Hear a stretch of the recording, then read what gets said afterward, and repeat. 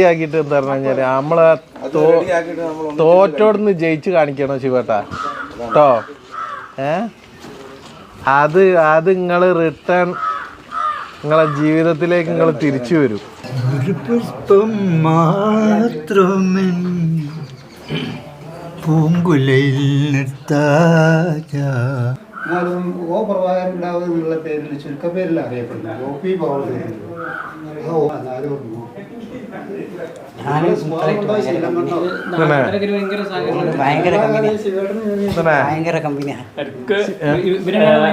കണ്ടുകൊടുത്തില്ലേനോ അത് 500 റുപ്യ അവിടെ വെച്ചിട്ടാ ഞാൻ വാങ്ങിയത്. എന്നാലും പറഞ്ഞ എല്ലാം നടക്കും. എന്നിട്ട് അവിടെ പോയിട്ട് ഒരു ചായ ഒക്കെ കുടിച്ചേക്കും. നല്ലതാ അങ്ങനെ പോട്ടെ. എല്ലാം പോയിട്ട് ശ്രദ്ധിച്ചിട്ടാ ഫ്രീഡം കൊടുത്തിട്ടുണ്ട്. അതെ അങ്ങനെ ആവും. പിന്നെ പുറത്തൊക്കെയാണല്ലേ അങ്ങോട്ട് പോയാലും നമ്മള് ഒന്ന് പറഞ്ഞിട്ടേ പോവുള്ളൂ, അത്രേ ഉള്ളൂ. പറഞ്ഞിട്ട് അതെ അതെ. അപ്പൊ അല്ലാതെ നമ്മളിവരെ പിടിച്ച് കെട്ടിയിട്ടിട്ടുള്ള ആ ഒരു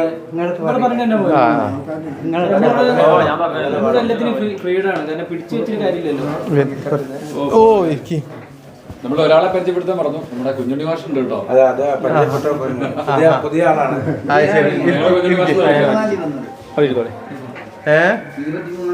വന്നതാ അല്ലേ? ഏകദേശം കട്ടുണ്ട്. അതെ അതെ. എന്താണ് ഇവിടെ വന്നിട്ട് പറയാനുള്ളത്? രണ്ടസായില്ലേ? എനിക്ക് നല്ല സന്തോഷം. എൻ്റെ ഒരു അസുഖം കുറേ മാറിക്കഴിഞ്ഞു. എൻ്റെ കാലങ്ങനെ വേണ്ട. എത്ര ഉണ്ടായി പാൻറ് ഇടാൻ പറ്റില്ല, എത്ര ഉണ്ടായി. ഇപ്പം ഞാൻ ഇവിടെ വന്നതിന് ശേഷം കുറച്ച് നന്നായി മാറ്റം. ഞാൻ ഡ്രൈവറൊക്കെ ആയിരുന്നു എലൈറ്റ് കമ്പനിയില്ലേ, തൃശ്ശൂർ. എലൈറ്റ് കമ്പനിയിൽ തൃശ്ശൂർ. ഇങ്ങനെയൊക്കെയാണ് ഇവിടുത്തെ ഓരോ ആളുകൾക്ക്, ഓരോ മനുഷ്യന്മാർക്കും ഓരോ കഥകൾ പറയാനുണ്ട്. പിന്നെ സ്ഥാപനത്തിന്റെ പ്രത്യേകത പറഞ്ഞാൽ സ്ഥാപനത്തിൽ സ്വന്തം കാര്യങ്ങൾ ചെയ്യാൻ കഴിയാവുന്നവര് ആരുമില്ല. ഇവരൊക്കെ പറഞ്ഞാല് പറയില്ലേ അങ്ങനെ കൊണ്ടുവന്നാണ് ഫുള്ള് കിടപ്പ് രോഗികള്. മറ്റൊരു സ്ഥാപനത്തേക്ക് ഇപ്പൊ മനാഫ്കിനെ കുറച്ച് മുന്നേ പറഞ്ഞു, മറ്റൊരു സ്ഥാപനത്തേക്ക് നമ്മൾ വിളിക്കുകയാണെങ്കിൽ അയാൾ പൂർണ്ണ ആരോഗ്യവാനാണോ, അയാൾക്ക് നടക്കാൻ കഴിയും, അങ്ങനെ അന്വേഷിച്ചതിന് ശേഷം മാത്രം എന്ത് ചെയ്യുന്നുള്ളൂ, എടുക്കണുള്ളൂ. ഒരു കിടപ്പ് രോഗിയാണ് ഇപ്പൊ മെഡിക്കൽ കോളേജിൽ നിന്ന് വെച്ചാലും ഒരു ഇതിലേക്ക് വിളിക്കുകയാണ്. ഇപ്പോൾ കിടപ്പ് രോഗിയാണെന്ന് പറഞ്ഞപ്പോൾ ഒരു വേക്കൻസി ഇല്ലാന്ന് പറഞ്ഞിട്ട് എന്ത് ചെയ്യും, ഒഴിവാക്കുക. നമ്മൾ കിടപ്പ് രോഗികൾക്ക് കൊണ്ടുവന്ന് റിക്കവർ ചെയ്തിട്ട് അവരെ നടത്തിക്കാണ് കൊണ്ടുപോകും ചെയ്തുകൊണ്ടിരിക്കുന്നത്. നല്ല കാര്യം. ഇങ്ങനെയാണ് ഓരോ ആളുകളെയും ഓരോരുത്തർക്കും എന്താണ് അവരുടെ പ്രശ്നം നോക്കിയിട്ട് അതനുസരിച്ചുള്ള ട്രീറ്റ്മെന്റുകൾ നമ്മൾ ചെയ്തു കൊടുക്കുന്നുണ്ട്. മനാഫ്കിനെ അറിയില്ലേ? ഓ നിങ്ങള് അറിയണ? ഞാൻ പെട്രോൾ പമ്പില്ലേ, കൊണ്ടോട്ടി പെട്രോൾ പമ്പ്. ഞാൻ എഞ്ചിനാ അളാപ്പാന്റെ മന. ശരി. ആരുമൊയ്യക്കാരനാണ് തെക്കിപ്പറമ്പൻ. അയാൾ ജ്യേഷ്ഠന്റെ മോനാ. ഇപ്പൊ ഇവിടെ എത്തിയിട്ട് എങ്ങനെയുണ്ട്? അവിടെ ഡ്രൈവറെ ഡ്രൈവർമാരെ ഞാനും ഒരു ഡ്രൈവറാണ്. കുഞ്ഞിനെ അറിയോ? പടയപ്പ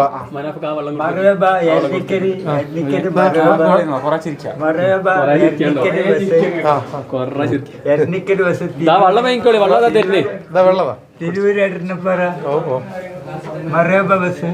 മറേബ ബസ്. ഈ ബസ്സിലെ പ്രാണസഖി പാട്ടാരാ പാടിയേ? ഞാൻ ഒരുപാട് ഫിലിം പാടിയിരുന്നു. അത് പ്രാണസഖി ഒരുപാട് നടന്നല്ലോ. ബാബുരാജിന്റെ ഒപ്പം ഒരുപാട് കാര്യം നടന്നതാണ്. ശരി. ബാബുരാജിന്റെ പുസ്തകം ഒരു പുഷ്പം മാത്രമേ പൂങ്കുലയിൽ നിർത്താജ ഒടുവിൽ നീ എത്തുമ്പോൾ ചോദിക്കുക ഒരു ഗാനം മാത്രമൻ ഹൃദയത്തിൽ സൂക്ഷിക്ക ഒടുവിൽ നീ എത്തുമ്പോൾ ചെവിയിൽ മൂള മലർമണം മാഞ്ഞല്ലോ മറ്റുള്ളവർ പോയല്ലോ മമസഖിനിയെന്നു വന്നു ചേരും മനതാരിൽ മാറിക്കാൻ മൂടിക്കഴിഞ്ഞല്ലോ മമസഖിനി എന്ന് വന്നു ചേരും. അടിപൊളി.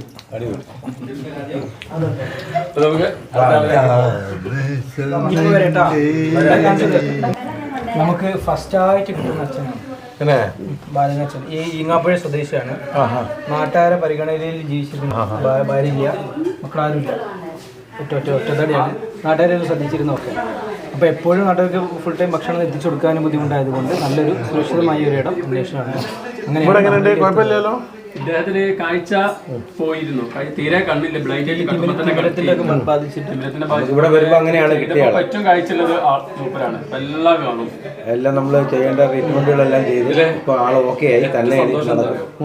അതായത് ആളിവിടെ വരുന്ന സമയത്ത് രാത്രി പകൽ എപ്പോഴും ഇങ്ങനെ മൂത്രമൊഴിക്കാൻ പോകണം എന്നുള്ള രീതിയിൽ ഇവർക്ക് ഉറങ്ങാൻ പോലും പറ്റാത്ത രീതിയിൽ ചോദിച്ചുകൊണ്ടിരിക്കുമായിരുന്നു. അത് കഴിഞ്ഞ് ലാസ്റ്റ് ഈ മനുഷ്യന് കാഴ്ച കിട്ടി. അത് കഴിഞ്ഞ് ഒറ്റയ്ക്ക് പത്രം വായിക്കുന്ന ഒരു സീൻ ഞങ്ങൾ കണ്ടു.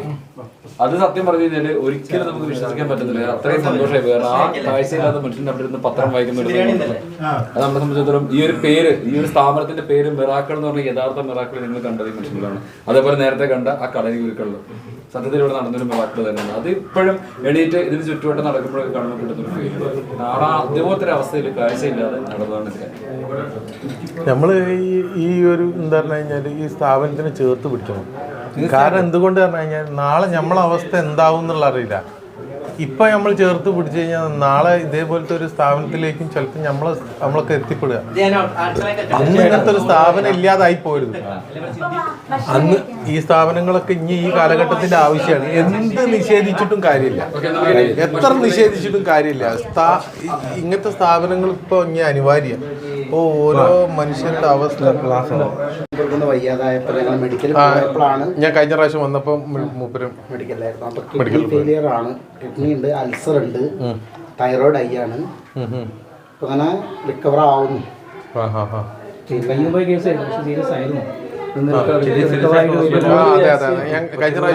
വന്നിട്ട് കണ്ണ് ഇൻഫെക്ഷൻ ആയിരുന്നു. അപ്പോൾ കണ്ണൊക്കെ ചെറുതായിട്ട് ഓക്കെ ആയി വരുന്നു. ഭയങ്കര ആക്റ്റീവുള്ള ഒരു അച്ഛൻ തന്നെ ആയിരുന്നു. എപ്പോഴും പ്രാർത്ഥനയും കാര്യങ്ങളൊക്കെ ആയിട്ട് നമ്മളോട് നല്ല സഹകരണമുള്ളൊരു അച്ഛനായിരുന്നു. അച്ഛൻ തന്നെ ഇപ്പോൾ മെഡിക്കൽ അഡ്മിറ്റ് ആയപ്പോൾ നമ്മൾ 3 പേരെയാണ് ബൈസ്റ്റാൻഡായിട്ട് നമ്മൾ നിർത്തിയിരുന്നത്. ഷിഫ്റ്റ് ആയിട്ട്. അപ്പം അച്ഛൻ തന്നെ ചോദിക്കുന്നുണ്ട്, ഞാൻ എന്ത് നന്മ ചെയ്തിട്ടാണ് ഇങ്ങനെ 3 പേര് നിർത്തുന്നത്.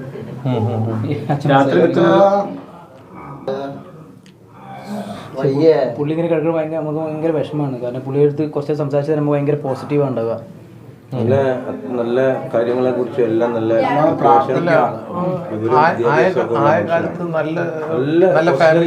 പൊസിഷനിൽ നടന്നതാണ്.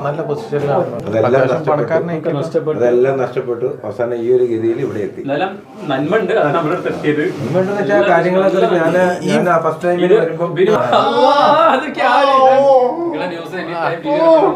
മനസ്സിലായില്ലേ? അച്ഛൻ സംസാരിക്കൂല, ഒരു കാലും ഇല്ല കേട്ടോ. അച്ഛൻ ആ ഒരു സൗണ്ട് ഉണ്ടാക്കാണ് ചെയ്യുക അച്ഛന്. മനസ്സിലായില്ലേ? അതാ പറഞ്ഞത്. നിങ്ങളെ പേരെന്താ? ഏലിയാസ് അച്ഛൻ തന്നെയാണ്. വെണ്ണ മുതൽ 1 വർഷം ആവാനായി ഞങ്ങളുടെ അടുത്ത് കിട്ടിയിട്ട്. ഈങ്ങാപ്പുഴയില് ലോട്ടറി കച്ചവടമായിരുന്നു. അപ്പൊ വണ്ടി കാൽമക്കൂടെ കയറിയതാണ്. എന്നിട്ട് മെഡിക്കൽ കോളേജിൽ ഏകദേശം കയറി ഇറങ്ങിയാണ് വണ്ടി. കാൽ പൊടിഞ്ഞു പോയി, എല്ലൊക്കെ പൊടിഞ്ഞ് ആ ഒരു ലെവലിലെത്തിപ്പോയി. കുറെ റിക്കവർ ചെയ്യാൻ വേണ്ടി നോക്കി, കഴിഞ്ഞിട്ടും ഇതാവുന്നില്ല. നമ്മളിപ്പോൾ വന്നതിൽ നമുക്ക് റിക്കവറി ചെയ്യാൻ കഴിയാത്ത ഒരു ഇത്. ഏറ്റവും കൂടുതൽ ട്രീറ്റ്മെന്റ് നമ്മൾ മൂപ്പർക്കാണ് കൊടുത്തത്. പക്ഷെ മൂപ്പറാണ് ഒരു ബില്യൻ നമ്മൾ നടക്കുന്നു പ്രതീക്ഷിച്ചിരുന്നു. പ്രതീക്ഷ ഉണ്ട്, നടക്കുന്നുള്ള പ്രതീക്ഷ ഉണ്ട്. പക്ഷെ ഇത്രയായിട്ട് നമുക്ക് ഇതാക്കാൻ കഴിഞ്ഞില്ല. മെഡിക്കൽ കോളേജുകാർ ഇനി കൊണ്ടുവരേണ്ട, എന്തെങ്കിലും മറ്റു സുഖം ഉണ്ടെങ്കിൽ മാത്രം കൊണ്ടുവന്നാൽ മതി എന്നുള്ള ലെവലിലാണ് ഉള്ളത്. ഇതിന്റെ ട്രീറ്റ്മെന്റ് ഏകദേശം കഴിഞ്ഞെന്ന് പറഞ്ഞു. കമ്പി ഇട്ടിരുന്നു, കമ്പി ഊരി. പക്ഷെ മൂപ്പര് കമ്പി ഇടുമ്പോൾ മൂപ്പർക്ക് അപസ്മാരത്തിന് അസുഖമുണ്ട്. അതിനെക്കൊണ്ട് ആ കമ്പി വീണ്ടും ജോയിന്റ് ഒക്കെ ഇളകും. അങ്ങനത്തെ ഒക്കെ ആൾ നല്ല ആക്റ്റീവാണ്. പാട്ടൊക്കെ പാടും. നമുക്കടക്ക് മോട്ടിവേഷൻ ക്ലാസ് തരുന്ന എന്താ പറയുക, കിടക്കാണെന്നുള്ള ഒരു ഇതൊന്നും മൂപ്പർക്കില്ല. ഫുള്ള് ഹാപ്പി, സന്തോഷം അതൊക്കെ തന്നെ.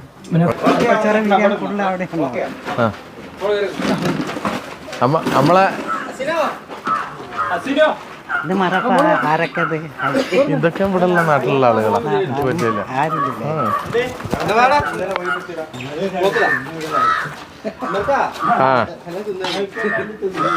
ഏകദേശം വേറെ ശിവേട്ടന്റെ നാട്ടിലത്തെ ബിരിയാണിയാ.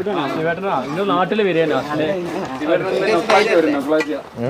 എന്റെ നാട്ടിലെ ബിരിയാണി എങ്ങനെ ഉണ്ടായിടാന്ന് ചോദിക്കുക.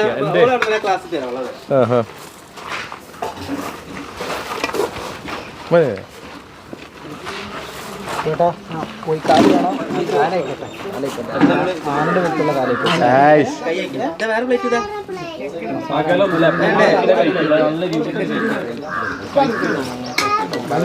കാല് വേണോ കോഴി വേണോ? കോഴി മതി. കോഴിക്കാല് വേണ്ട.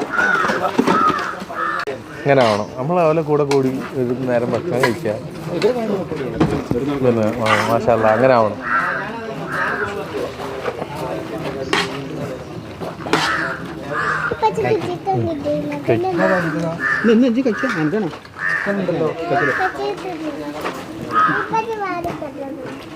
കയ്യിൻ്റെ കാര്യത്തിൽ എന്തെങ്കിലും ചെയ്യും.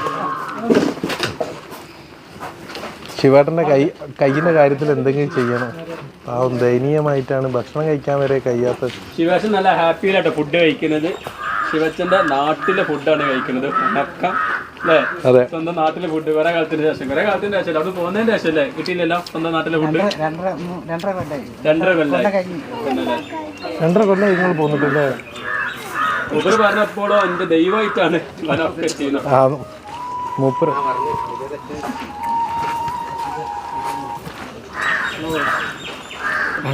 ഞാൻ വാരി തരണോ?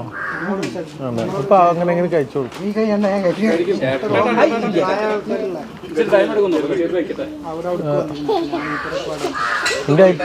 എന്റെ മനസ്സ് മൂപ്പർക്ക് വാരി കൊടുക്കണം എന്നുള്ളതാണ്. പക്ഷെ ഞാൻ എന്നും ഇപ്പൊ വാരി കൊടുക്കാനില്ലല്ലോ. ഇപ്പൊ ഒരു മൂപ്പരായിട്ട് തന്നെ അതിനോട് പടം പൊരുത്തട്ടെ. നിങ്ങൾ അത് റെഡിയാക്കാൻ പറ്റും. റെഡിയാക്കിയിട്ട് എന്താ പറഞ്ഞു കഴിഞ്ഞാൽ നമ്മളെ തോറ്റോടുന്ന് ജയിച്ച് കാണിക്കണം ശിവേട്ടാ കേട്ടോ.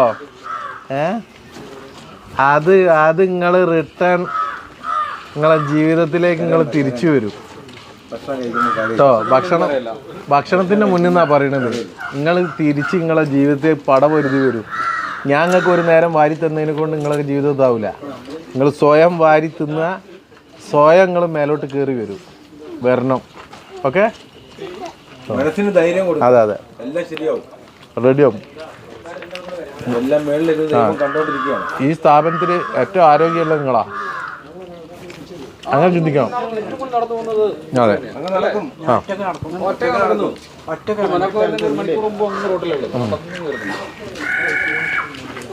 മാനാപ്പൊക്കെ വരുന്നതിന്റെ 1 മണിക്കൂറും ഇല്ല. ഞാൻ നടന്നിട്ടേ കോളേജ് പിള്ളേർക്കൊക്കെ കാരണം പറ്റില്ല. വർത്തമാനം തന്നെയാണ് ഇന്നെ പറ്റിയിട്ടാ പറയല്. ആ കോളേജ് കുട്ടികളുണ്ട്. അവിടെ പോയിട്ട് ഞാൻ വൈകുന്നേരം നടക്കാൻ പോകും. അപ്പൊ എന്നോട് ചോദിച്ചിന്നലെ നിങ്ങൾ ആരാന്ന്. അപ്പൊ ഞാൻ പറഞ്ഞു മറാഫിക്ക. അങ്ങ് 4 ആൾക്കാർ പെൺകുട്ടികൾ. അപ്പൊ ഞാൻ പരിചയപ്പെടുത്തി കൊടുത്തു. അല്ല നിങ്ങളെ ഫോട്ടോ കണ്ടിരുന്നെങ്കിലും പറഞ്ഞു കൊടുത്തു മറാഫിക്കാന്ന്. ഞാൻ ഇതിൻ്റെ 2 പ്രാവശ്യം ഇതിൻ്റെ മുന്നേ വന്നിട്ടും ഞാൻ നമ്മളെ ചാനലിൽ ഈ ശിവേട്ടൻ്റെ വീഡിയോ ഇട്ടില്ലേ. ഇത് ശിവേട്ടാ ഇന്നത്തോട് കൂടി നിങ്ങൾ ലോകം അറിയപ്പെടുന്ന ആളാ. ഈ സ്ഥാപനത്തിലുള്ള ഓരോരുത്തരും. അതെ, ഇത്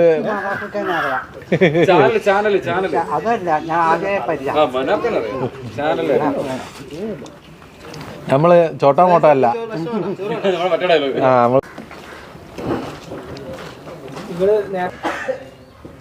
നിലവിൽ ഈ സാഹചര്യങ്ങൾ നിങ്ങളെല്ലാവരും കണ്ടിട്ടുണ്ടായിരിക്കും. ഇതാണ് ഇന്നത്തെ സമൂഹം. കാരണം ഇന്നത്തെ യുവാക്കൾ എന്ന് പറയുമ്പോഴേ നമുക്ക് ഒരുപാട് പ്രതീക്ഷകൾ നൽകുന്ന നമ്മളെ മാതാപിതാക്കളാണ്. പക്ഷേ പിന്നീട് ഈ മാതാപിതാക്കളെയൊക്കെ തന്നെ ഇത്തരം സാഹചര്യങ്ങളിലേക്ക് കൊണ്ടുവിടുക എന്നൊക്കെ സാഹചര്യം. പക്ഷേ അതുകൊണ്ടൊക്കെ തന്നെ ഈ സമയത്ത് ഇത്തരം സ്ഥാപനങ്ങൾ അനിവാര്യമായിട്ടുള്ള ഒരവസ്ഥയിലൂടെയാണ് നമ്മൾ കടന്നു പോകുന്നത്. നമ്മളെ കൂടെയുള്ള എൻ്റെ ചെയർമാനാണ്. ചെയർമാൻ എന്നുള്ള നിലയ്ക്ക് സത്യം പറഞ്ഞാൽ എന്താണ് പറയാനുള്ളത്? സത്യം പറഞ്ഞാൽ നമ്മൾ യുവതലമുറ ഇപ്പം ലഹരിക്ക് പിന്നാലാണല്ലോ. അപ്പോൾ അതിൽ നിന്നൊരു മാറ്റം വരണം. പിന്നെ നമ്മളെ പ്രവൃത്തി കണ്ടിട്ട് സമൂഹത്തിൽ നമുക്ക് ഒരുപാട് കാര്യങ്ങൾ ചെയ്യാനുണ്ട്. അപ്പോൾ ലഹരിക്ക് പിന്നാലെ പോകാതെ സമൂഹത്തിൽ നമുക്ക് എന്ത് ചെയ്യാൻ പറ്റും എന്ന് നമ്മളെ പ്രവൃത്തിയിലൂടെ നമ്മൾ സമൂഹത്തിന് കാണിച്ചു കൊടുക്കണം. ഞാനും എൻ്റെ സഹപ്രവർത്തകരൊക്കെ ചേർന്നുകൊണ്ട് അങ്ങനെയാണ് നമ്മൾ പല സ്ഥാപനങ്ങളും പല വൃദ്ധസദനങ്ങളും നമ്മൾ സന്ദർശിച്ചപ്പോൾ നമുക്ക് അറിയാൻ സാധിച്ചത് സ്വന്തം കാര്യം ചെയ്യാൻ പറ്റുന്ന, സ്വന്തമായിട്ട് ബാത്റൂം പോകാൻ പറ്റുന്ന, സ്വന്തമായിട്ട് മറ്റു കാര്യങ്ങളൊക്കെ ചെയ്യാൻ പറ്റുന്ന ആളുകൾ മാത്രമേ ഇവരൊക്കെ എടുക്കുന്നുള്ളൂ. കിടപ്പ് രോഗികളായ ആൾക്കാരും എടുക്കുന്നില്ല. വിഷമമുള്ളൊരു കാര്യം നമുക്കറിയാൻ കഴിഞ്ഞപ്പോഴാണ് നമ്മൾ എന്ത് ചെയ്തത്, ഇവർക്ക് വേണ്ടി എന്തെങ്കിലും ചെയ്യണം. കാരണം കിടപ്പ് രോഗി ആളുകൾക്ക് ഇപ്പോൾ ട്രീറ്റ്മെൻറ്റ് ചെയ്താൽ ചില പഴയ ലൈഫിലേക്ക് എത്താൻ പറ്റുമെങ്കിൽ നമുക്കത് ചെയ്ത് ഇവരെ റിക്കവറാക്കി നമുക്ക് എടുത്തുകൂടെ എന്നൊരു ആലോചന നമുക്ക് വന്നതിൻ്റെ അടിസ്ഥാനത്തിലും കൂടെയാണ് നമ്മൾ വൃദ്ധസ്ഥാനം എന്നാക്കാതെ മിറാക്കിൾ ഷെൽട്ടർ ഹോം എന്നാക്കിയത്. അപ്പോൾ അതിന് എൻ്റെ സഹോദരരൊക്കെ എല്ലാവരും പൂർണ്ണ സപ്പോർട്ട് തന്നു.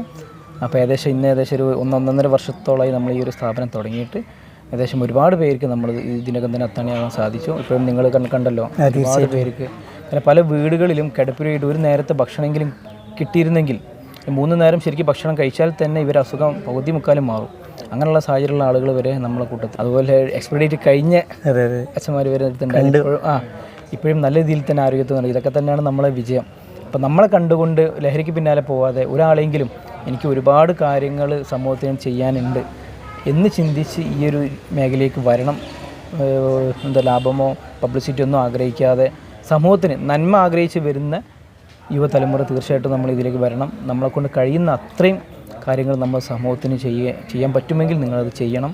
ഒരു ലോകത്തിന് മുന്നിൽ നമ്മളൊരു സിഗ്നേച്ചർ തീർച്ചയായിട്ടും യുവാക്കളുടെ തീർച്ചയായിട്ടും അതിന് പതിപ്പിക്കാൻ നിങ്ങളെക്കൊണ്ട് എന്താണോ കഴിയുക അതൊക്കെ നിങ്ങൾ ചെയ്യണം.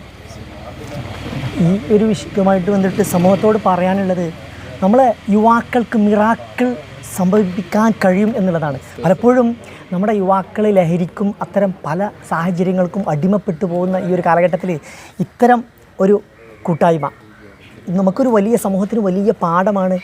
ഇത്തരം കാര്യങ്ങളിലൂടെ നമുക്ക് ഓരോരുത്തർക്കും ഓരോ ഗ്രാമങ്ങളിലും ഇത്തരം സാഹചര്യങ്ങൾ പലപ്പോഴും ചില വൃദ്ധയായിട്ടുള്ളതും ഉമ്മമാരും ഉപ്പമാരൊക്കെ ചിലപ്പോൾ അവർ വൃദ്ധസദനങ്ങളിൽ കൊണ്ടാക്കാൻ പോലും അവർ പൊതുവെ എല്ലാവരും വൃദ്ധസദനങ്ങളിൽ കൊണ്ടാക്കുക എന്ന് പറയുന്നത് മോശമായിട്ട് കാണുമ്പോഴും ഇതിലേക്ക് അതിനുപോലും മെനക്കെടാതെ അവരെ പ്രയാസപ്പെടുത്തുന്ന ഒരു സമൂഹത്തിലൂടെയാണ് നമ്മളിന്ന് കടന്നു പോകുന്നത്.